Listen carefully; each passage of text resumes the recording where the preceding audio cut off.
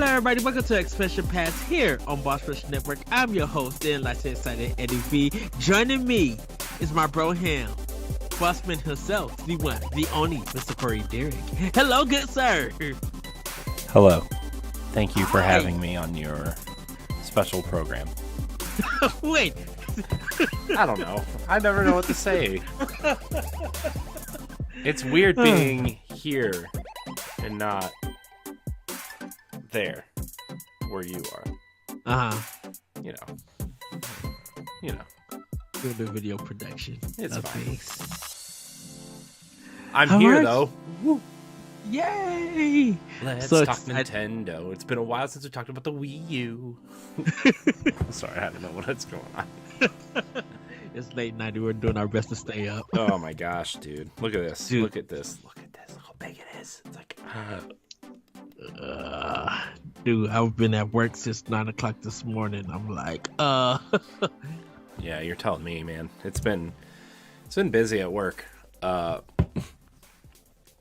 like I'm trying to do my job, and I'm trying to plan this event next week, and I'm trying to learn a new job, which is literally what I do for us, but for a company, and it's like, man, a lot to do, man. Just a lot to do. I get that. And like I gotta clean my desk off because it's full of Nintendo games. Yeah, so in case anybody's wondering, it's like my desk is like full of Nintendo games, and my entertainment center back there is full of Nintendo. It's just there's a lot of Nintendo in my office right now, and Xbox and all of that. Yeah, but I mean my Xbox is my Xbox. I'm trying to this after tonight, so like tomorrow night, I gotta like move. I really gotta clean up this room because next week while I'm gone, they are putting new flooring in our house, and not this room, but like the kids' toy room, which is where my office is going to be eventually, in our dining room, in our kitchen, in our hallways, and both bathrooms are all getting new floor. Oh, so good times. How are you, Ed? I'm doing fine. Just no. Ed, I'm going to try this again, and you're not going to use the word fine. How are you doing, Ed? I'm doing excitedly great. That's better. Yes. I got Kirby coming, picking that up, and I'll already have it by the time you guys see this. But I also got the Room Factory 5 collection from Best Buy, and it was actually easy to get. I went on their website, went to go check, like, oh, okay, they got the collection. It's $80.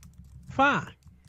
Don't you know they had it in store ready for pickup and everything. So I was just like, okay, it's Tuesday. I can go pick it up Wednesday before I go to work.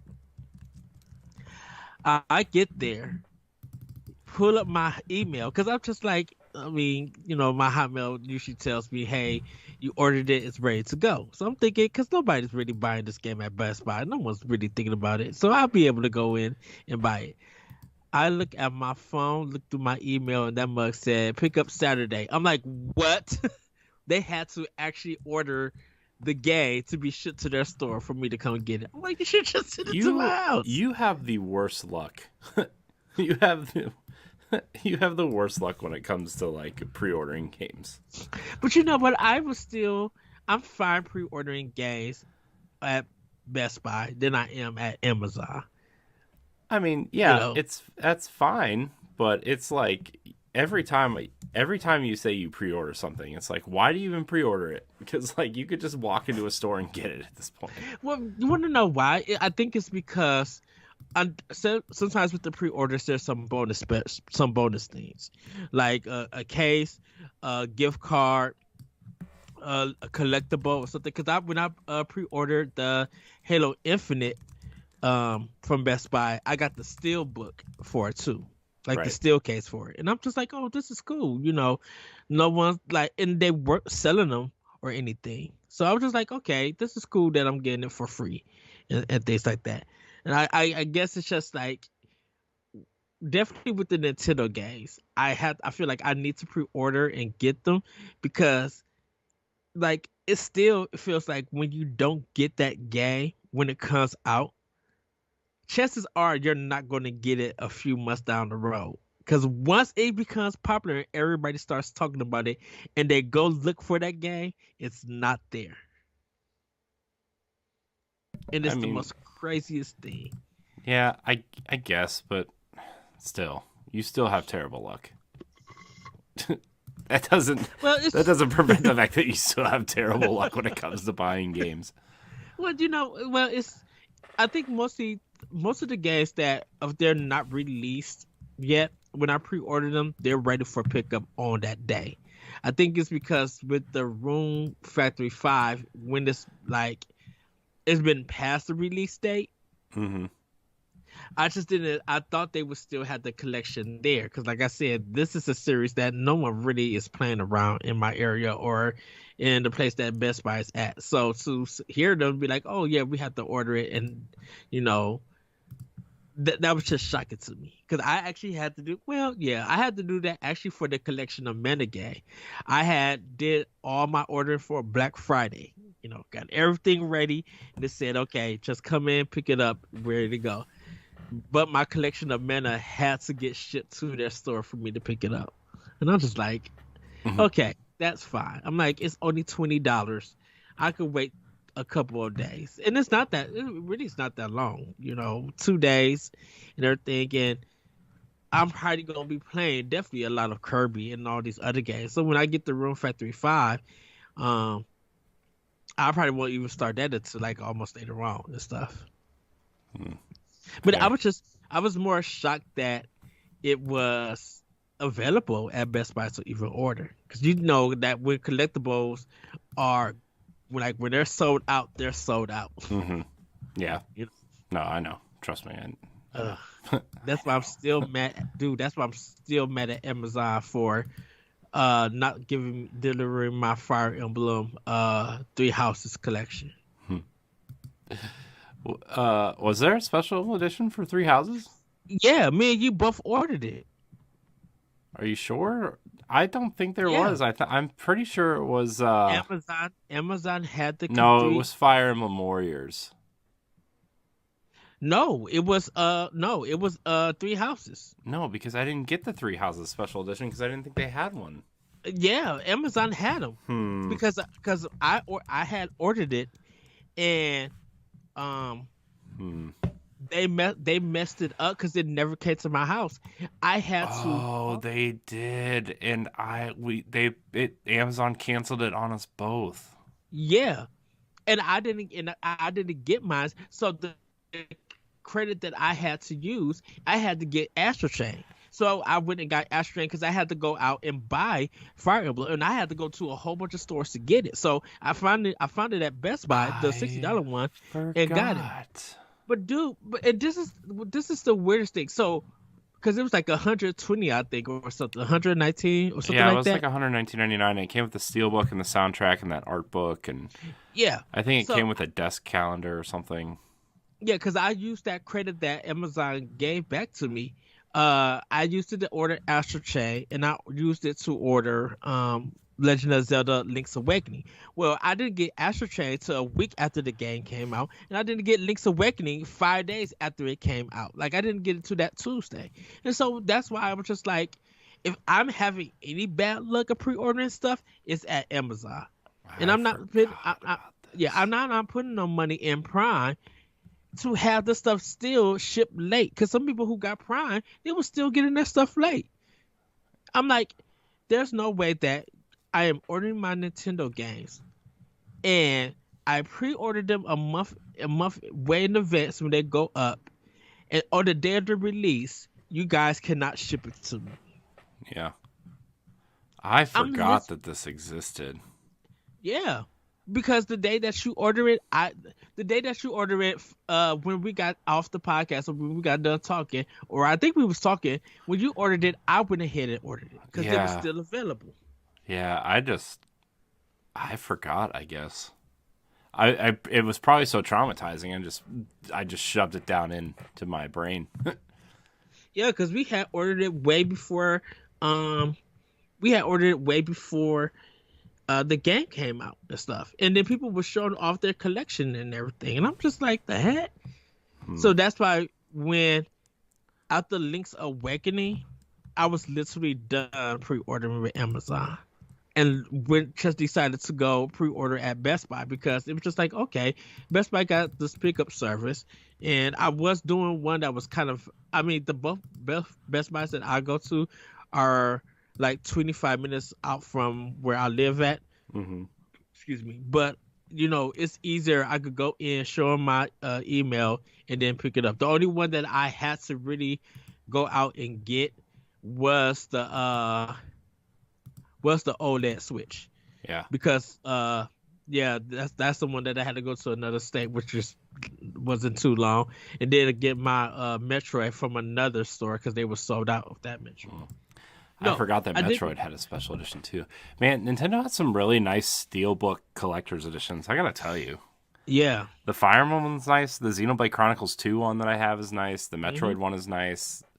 I think there was one other one that they did too that came with a Steelbook, but I forget what it was. Because the Xenoblade one, both Xenoblades I had ordered from GameStop, the definitive and the Xenoblade 2, because that's where I also ordered the controller at, was at GameStop. But the GameStop that I'm by, they closed it because of the pandemic.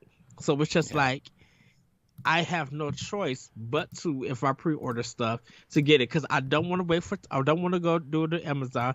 I've not talked about this before. I don't want to do it by Target because they have to go back and look for the game. I'm like, are you serious? I'm like, you guys have an advertisement out for this stuff. How do you not know where the game at and the bonus stuff that goes along with it? Yeah. Again, you just have the worst luck with games, I guess.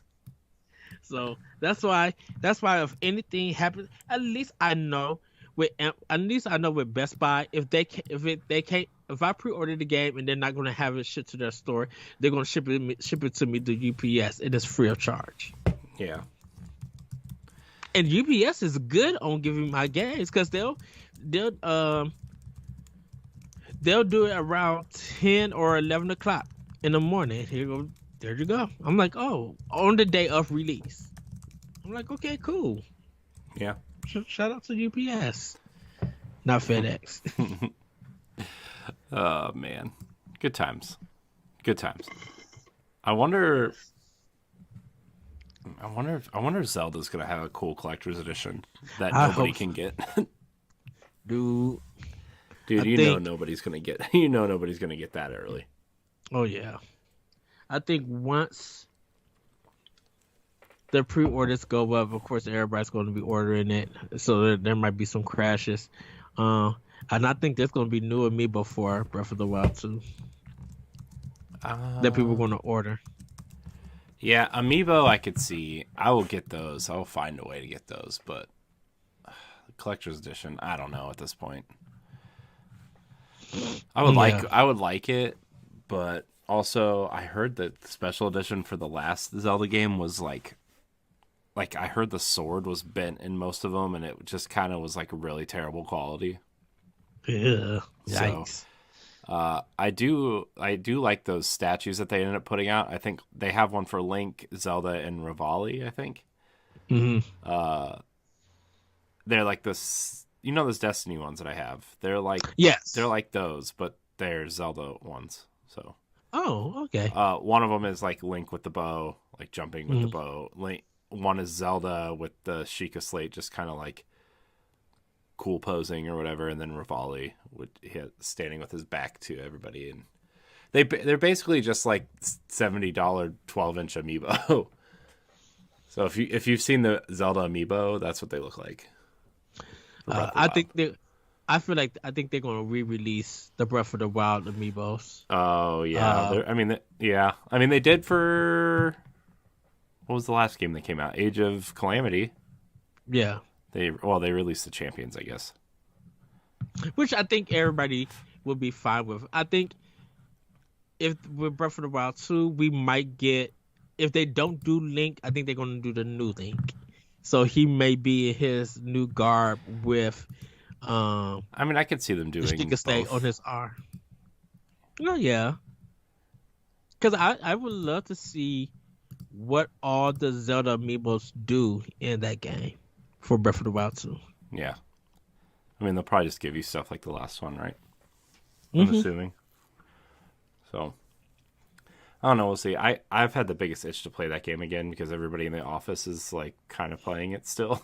I'm like, oh, maybe. But I kind of still just want to explore yeah, I wish and I could see. like reset. Like, I don't really want to like replay the game. I wish the Mhm. shrines would reset. You know, Yeah, I wish you could like. I wish you could just go up to it and be like, and it would prompt you like, "Do you want to replay this shrine?" Yes, I do. Okay, you know. well, I still want to find a lot of the shrines. I think there's still some outfits that I need to find or get like get ready to craft and things like that. Um, Yeah, because like I never did all the crafting stuff. Like I did a little right, bit, but not enough to like really take full advantage of it. right, because I would love to have a weapon that could defeat the Minotaurs in that game and just like smack.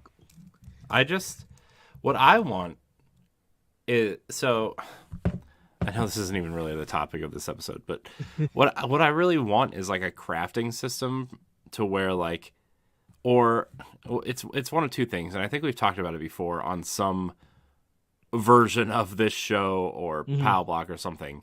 But what I would want is like a crafting system to where there's specific weapons that you can craft to be unbreakable, Yes. or B, you bring back the classic Zelda style dungeons, and the item you get for beating the temple or whatever is an unbreakable boomerang or an unbreakable, sword or whatever. You know what I mean? Like the Yeah. weapon that like the prize of the level, which don't get me wrong, you can still get the heart too, but like the prize of the level is an unbreakable weapon. And that Yes. would incentivize you to go do them. Right. Which and they can still do the shrines and let those shrines like power up those weapons. Yeah. You know, give it that kind of leveling system because I think the thing with crafting and I think the thing with crafting in general that I like is that you do feel some kind of accomplishment when you are making this weapon and it's kind of to your taste and everything. Mm-hmm. What I hate about crafting though is trying to find the items that you need to get or elements that you need to get, and then you got to travel all the way here on the map to get this enemy and fight them, and then you got to grind with that, and Yeah, you're not getting anything. almost like a Monster Hunter style level. I Yeah, know LaRon is like really excited that we mentioned Monster Hunter just now, but you know what I mean? Like you get materials to craft certain things and whatever. yeah. But I think definitely in Monster Hunter it works. That game is designed to have that. Um, I think when some games that goes into crafting and because I like still with Horizon, it's just like I really wish that I didn't have to have elements to buy an outfit or something. Just sell me the outfit, and then if I want to make my outfit powerful, let me know what the elements or items that I need to get. Because now I have to travel almost half of the map to get somewhere to fight them and everything. And it's just I don't want this crafting system to be tedious to do to get something. Now Mm-hmm. some people might find that well that's part of the game design is all that grinding and stuff. Okay, that's fine. That's understandable. But make it where it's in the location that I'm at when I'm buying this item that I could go and get it. Unless if I have to go out and fight some other type of enemy, let it be a super powerful element. Like give me that option. Like you could do here and get this basic one that would do enough damage, or if you want to double the damage and make it powerful, you could go to this land and fight and find a way to get there, or do this dungeon and stuff. I think that's why when it comes to Bungie and Destiny, I think they get it I know a lot of people might say, well, it's not kind of the same thing, but I feel like Bungie gets it right with Destiny. When you're grinding and you're getting elements or you're getting the stuff that you need to get this gun and stuff, I feel like they do it right. And I know that is more of a drop rate kind of thing, but I just feel like you guys not perfected this. You guys know what you're doing, and it doesn't feel like it's a waste of time of doing it. Like you're getting something at least out of it. Right. And how we probably we want to see I'm assuming like a better system in Breath of the Wild 2. A better system in Breath of the Wild 2. Yeah. I mean, either don't give us the same one. I want it to be either a better version or either a better version or just take it out completely, which I know they're not going to do. So I would say just make it a better version. Well, I think they probably seen a lot of the feedback, and maybe there's been weapons that like okay, there might be some balancing issues, but I think the issue is more that like there's only one unbreakable weapon in the entire game, right? Even the Hylian shield breaks at a certain point, right? Yeah. So, I mean, you can stock up on Hylian shields, but I mean, they still break. So, I think you just need to make more like champions weapons. You could even name them that, right? And those can be like. My idea was like each of the champions would have a special champion's weapon, right? Like Rivali would have a bow and arrow, and Zelda would have the white sword. I think would be the ideal thing, and just stuff like that. You know, I think that would make that game so like not that it's a bad game by any stretch. It's my favorite Zelda game of all time, but like. I think the weakest part of the entire game is the weapon system, by far. To tell you the truth, it was the hardest thing to fight bosses with, because if you ran, and there's been many times I have literally ran out of weapons, because I used them all on the boss, and with the changing forms and everything, the only thing that I had to my name was like the remote bombs. Yeah, and the part of me why I don't want to like continue exploring or anything is because I don't want to like run out of weapons or anything, and I just kind of stopped exploring, even though I have 100% of that game. Like I still want to run around and do stuff, but like, you know, I'm running out of weapons, and I'm running out of rupees, and I'm running out of just items in general, and it just has prevented me from playing. Right, you got to find all these cocoa seeds. I already found them all. I mean, like really open stuff up so you can hold things. I'm like, man. Yeah, but you only have to find like 120 to maximize your inventory. That's not anything. You can find that by pooping in the woods with a bear, but right.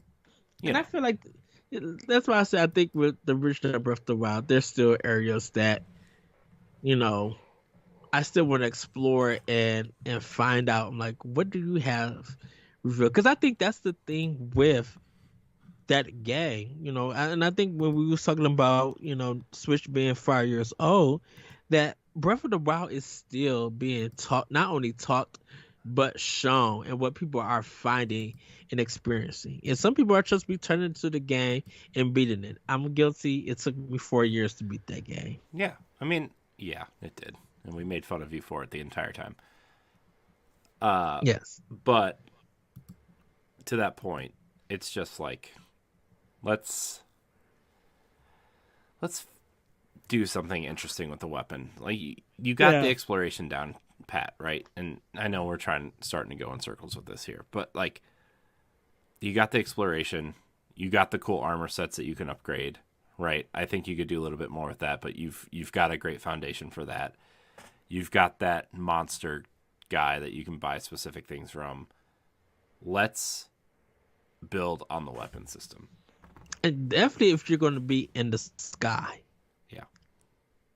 For part of this game. you know.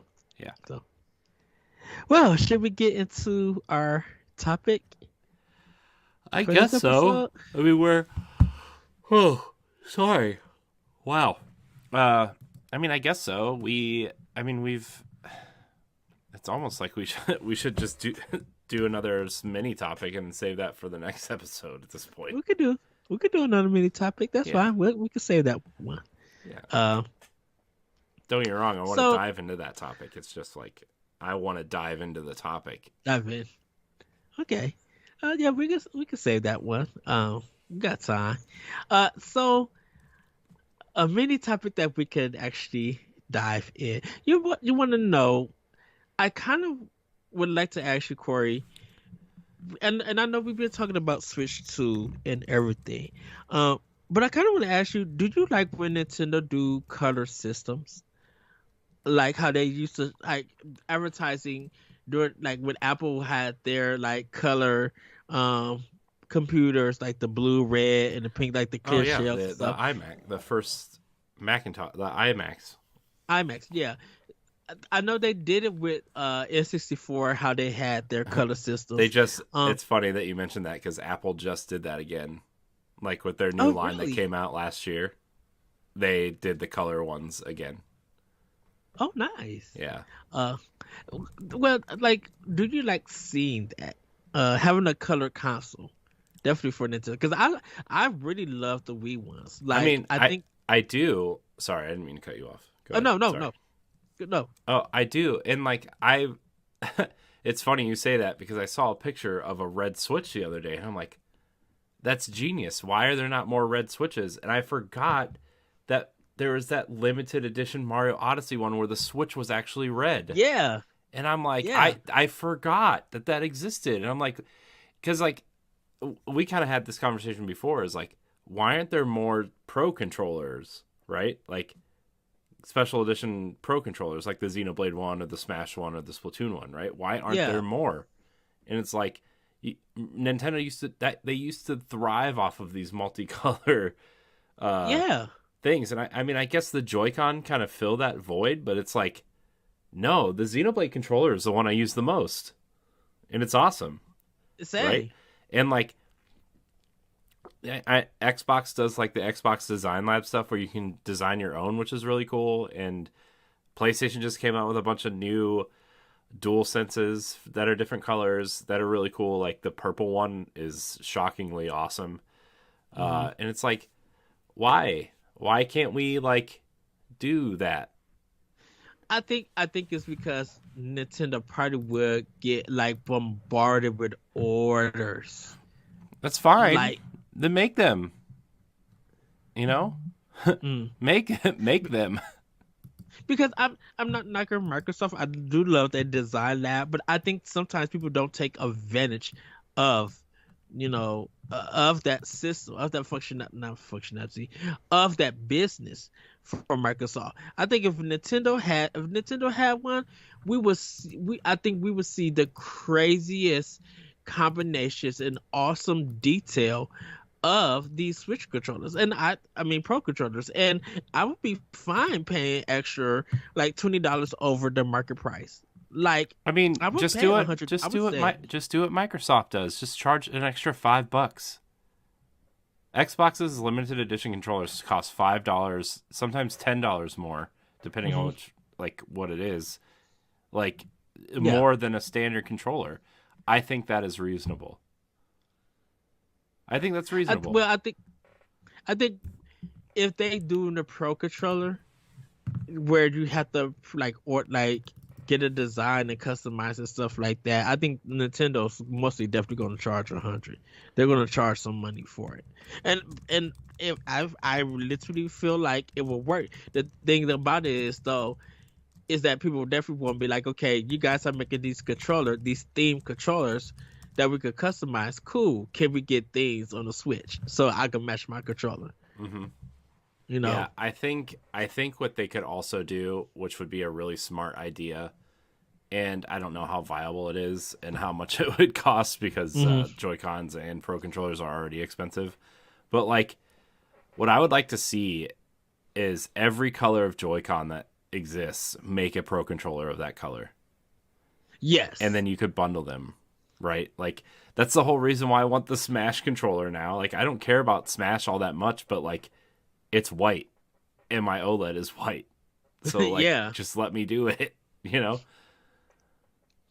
I think to tell you the truth, I think $120 would be a nice bundle price for it. Yeah, I mean, I agree, but I think anytime anything costs over like a specific amount, people just get angry. You know? I get it. Like, people should just, shut up, but also. But people end up paying it. Yeah. So, you could complain about the price, but you end up paying it anyway, because that if this is a bundle that's already designed like the Zelda controller, so that's all those two those two Joy-Cons and a Pro Controller all having that kind of design, $120. Oh, folks are going to pay out the wazoo to buy it, and of course they're going to try to resell it on eBay for a higher price. But I'm like, no, I'd rather have a good selection of these that I could choose from and buy them. Or if you just want to do an all black one, fine. Yeah, I would take it. Yeah. So I mean, I have a lot of like weird mixed feelings about the Switch Pro controller. I actually don't like the normal ones.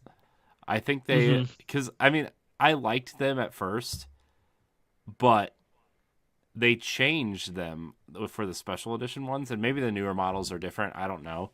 But like the Xenoblade controller feels different than the regular Switch controller. Like the D-pad is a little bit different. The way it feels, like when you use the D-pad, it feels different.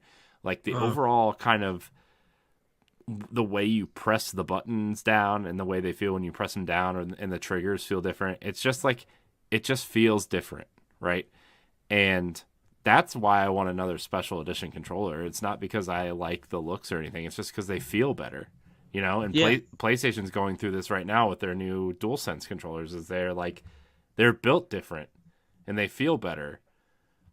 And like a lot of people are mad because the new controllers are better, but I don't know. Again, I haven't bought a Switch Pro controller since like 2017, so maybe the new ones are different. But I have my Monster Hunter one, and you do have the Monster Hunter one, don't you? Yeah. And I was literally lucky to get it. Speaking of pre-orders, that's why I spent that 140 because I had to get the game, and about 150. I had to get the game. Because I got the collector's edition, and I brought the Pro Controller from Best Buy because nobody was getting it. So when I seen it, I'm like, oh yeah, let me buy this now. Let me spend this good old money for it. But I would love another Pro Controller, and I'm shocked because I think we should be getting one for. I hope we get one for Breath of the Wild, but I think we're getting one for Xenoblade Chronicles 3. I don't think we're getting another one at all, personally, which sucks because I do want one. But you think we're done with them? Because like you said, those special edition Pro Controllers are just great. They just feel good. Yeah, I know they do, and it kind of sucks that we aren't getting anymore, Right. And man, I don't know. I don't know if it's just like an emphasis or Nintendo doesn't care, or they're like really. Maybe the pandemic shuffled some things around. I don't know, but so Monster Hunter was the last one, which was what, 2020? When did Monster Hunter Rise come out? That came out for Rise, right? Yeah, 21. It came out. Okay. So I don't know. It just I wish it was a little bit different, but because now speaking about that Fire Emblem Pirate game, like how would you dude? Just think about it. A treasure chest kind of controller, where or just it's like a something wood with panel, or something with like some vibrant colors, or something different than Splatoon 3. Yeah, Splatoon. I bet that'd be cool if it was like purple and that neon yellow color. Yeah. like similar to the Joy-Cons that came out at one point. Maybe I think around the time Luigi's Mansion came out, they came out with a couple different whatever combinations. Yeah, I would. Yeah, I would love to have a Pro Controller for Splatoon 3. Yeah, Because I think we know that they're going to make the Joy-Cons for Switch, but I'm like a lot of people will prefer a Pro Controller. yeah. And nothing's wrong with the Joy-Cons. I like the designs. They're fine. They're fine, but like I play a lot on my couch, right? And especially like now, there's certain games I play. First of all, let's get an official Joy-Con with a D-pad. Okay, let's work on that. First of all, that's a whole nother conversation. But like, I like playing in handheld mode, right? For certain things like Tetris and Box Boy and a couple other smaller titles, right? But like when I'm playing Zelda or Xenoblade or Mario or The Witcher, I want to play on the TV. Like and the holster and the Joy-Cons are a nice like, oh well, I only have 2 controllers, so this is a nice little extra one if we have a third or fourth person, right? Which is how we use it. But like, because I have 3 Pro controllers, and then I use the fourth one for, if somebody, whatever, if we have more than 3 people, but the Pro controller, it feels like I'm playing a video game, and anytime I'm playing handheld and I kick out the stand, I got my Pro Controller with me. I don't take off the Joy-Cons. I got my Pro Controller. I'm looking at it and I'm going, because definitely when I'm playing Streets of Rage 4, it helps me be able to battle easier than try to play with the Joy-Cons and stuff. The control is more tighter on the Pro Controller than the Joy-Cons for me as a gamer. Yeah. And I think that's why, like, I give it up to Microsoft for the Xbox Series X controller. I'm like, what they did with that controller is perfect. I'm like, oh, this really feels like the controller. I've thought the Xbox controller, even since the 360, is like the best feeling controller, right? And then they just keep iterating on it, and it feels so much better, right? Here's the 20th anniversary Xbox controller. I don't use it because it has the rubberized grips, and like my hands are really sensitive to rubber, so I just don't use it. It's more of like a showcase piece from when I was hosting Arsenal X, to be 100% honest with you. And it'll go on display with. I have a Duke over here that'll probably go on display with, but like I don't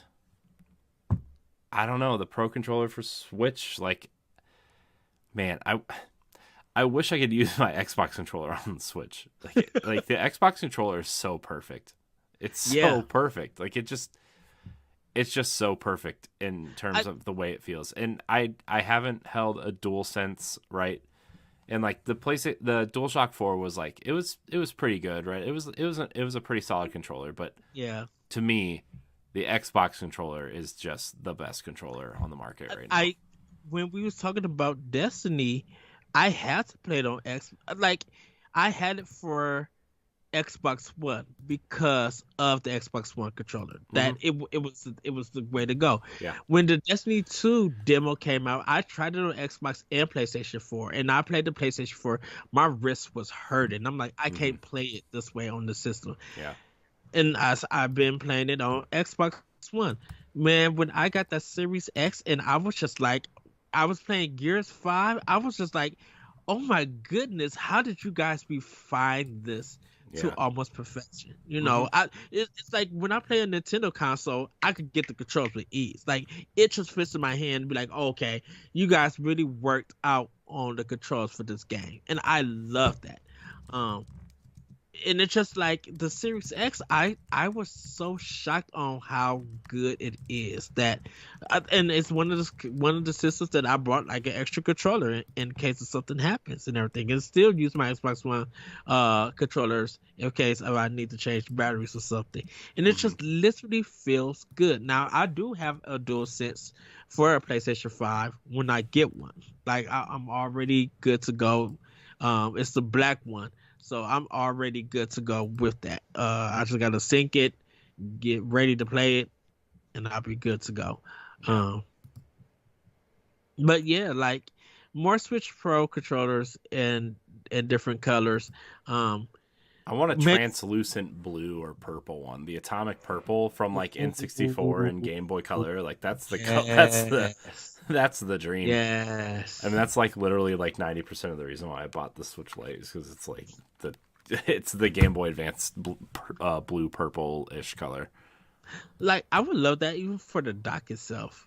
If it came in different colors. See, that's the one thing about the OLED that I don't like is the white dock. And maybe it's just me and my daughter likes to color things and I have to hide it, but like I don't know, there's something about the white dock that it bothers me a little bit, so I've been using my black ones. But because I have 3 docks now, because why not? I guess. But I think the white.